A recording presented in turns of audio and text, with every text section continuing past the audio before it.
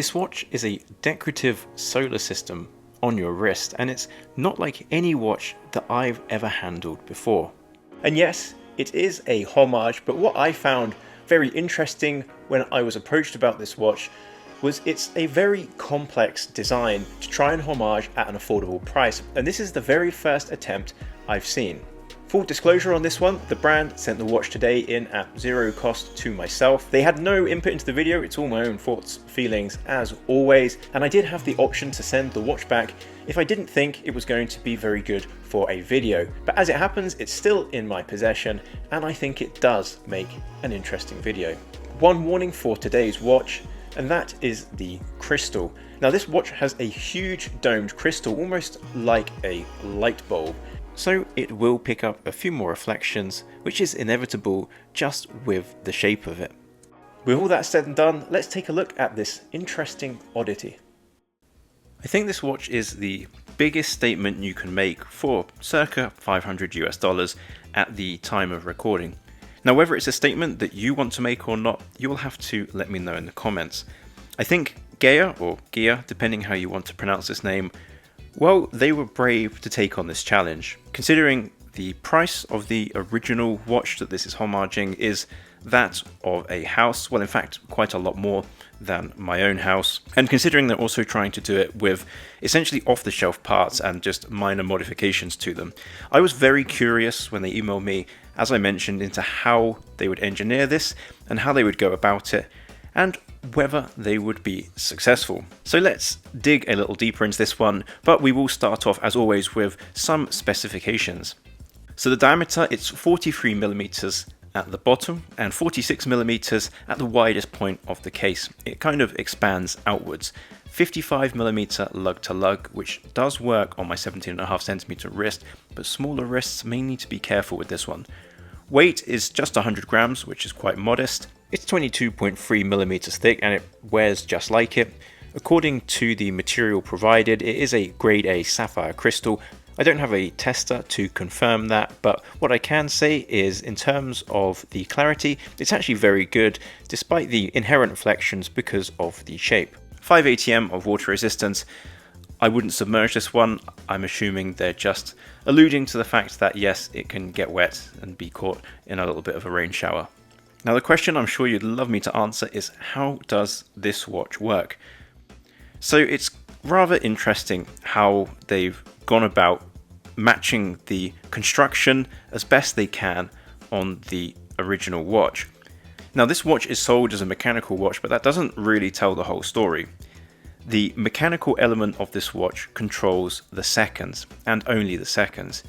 You'll see the balance wheel at the 12 o'clock position of the watch, and then if you come down to the 6 o'clock, you have a rotating planet Earth with a small marker on it. As far as I can tell, this is a modified movement, and where you have the gemstone on the right hand side, this transparent gemstone, that would be the crown and the crown stem, and then right in the center is where you would have a rotor if you were using this in a more traditional setup.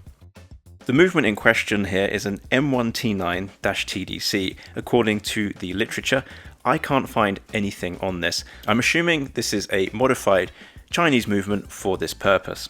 Now the second part of this watch is the hour and the minutes, and this is essentially a separate module that is bolted on to the rest of the watch.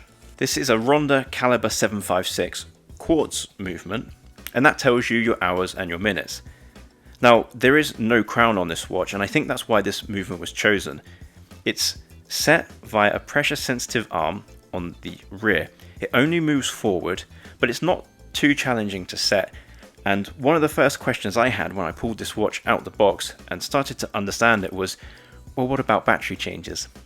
So the good news with the caliber 756 is there's a 7-year battery life. The bad news is that there's no battery hatch, so when you want to change the battery, you would need to take the backplate off, and I believe that will bring the entire intestines of the watch with it. And then there is 2 screws just either side of the dial which secure the Ronda movement assembly to the base of the watch, and you would have to unscrew those and then you would have access to that battery. So a little bit more involved than some battery changes for sure, but every 7 years I think I can deal with that. One of the things that I was pondering with this watch was, would it be possible to do the entire thing mechanical? To still have at the 12 o'clock the balance, to still have at the 6 o'clock the seconds, and then to have your hours and minutes off to the 9 o'clock. And honestly, I'm not sure. I'm not sure there's anything off the shelf that would be able to do that, and I'm not sure how easy or difficult it would be to manufacture the gear train and assemble it for this price point. The one thing that makes me happy that it's quartz is that, for me at least, this would be a very occasional wear watch. Certainly not an everyday piece, so I never have to set the watch. All I have to do is just wind it to start the seconds ticking. In terms of actually winding it, there is a small tab that pops out on the back of the case, and then you essentially wind that, and I think you're directly winding the barrel spring there, because the crown is still off at the 3 o'clock on the other side of the movement.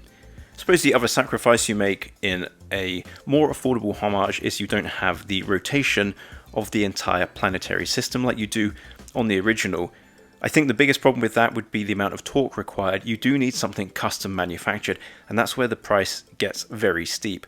Just a quick note to say, if you're enjoying today's video on this very unique homage, please don't hesitate to like, subscribe to the channel, and hit the bell notification for more watches. Well, probably not like this. I think this is a bit of a one-off, but more watches. Anyway, back to it. I did put it on the time graph out of curiosity. I'm not 100% sure that the microphone was picking up the seconds accurately.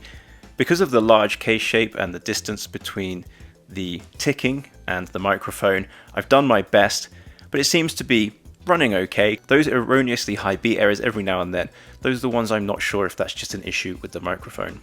In all honesty, the accuracy of the seconds is probably the least important thing on this watch, because unless you're up close, you can't see the marker. For once, the mechanical accuracy is just not that important. The case finishing is very basic. It's full polish on that 316L steel.